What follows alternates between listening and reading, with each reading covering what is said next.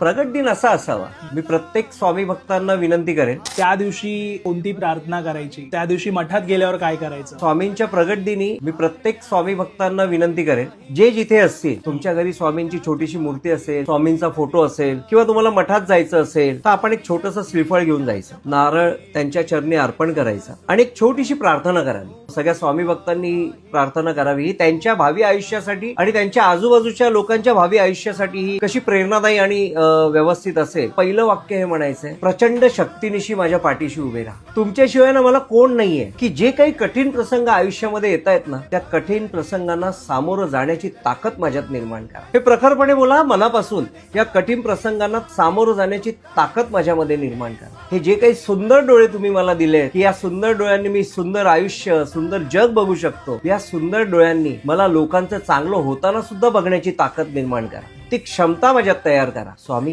तुम्ही जसं माझं कल्याण करता तसं माझ्या नातेवाईकांचं, माझ्या आजूबाजूच्या माझ्या मित्रांचं, माझ्या सगळ्या मित्र परिजनांचं, यांचं सुद्धा कल्याण करा. स्वामी, जे काही तुम्ही हे हात दिलेत, या हातानी जेवढे काही सत्कर्म करता येतील ती प्रचंड ताकद या हातात द्या. ही एवढी ताकद या हातात द्या की या हातानी एवढे सत्कर्म होतील की त्या सत्कर्मांची गिनती माझ्याकडे राहिली नाही पाहिजे.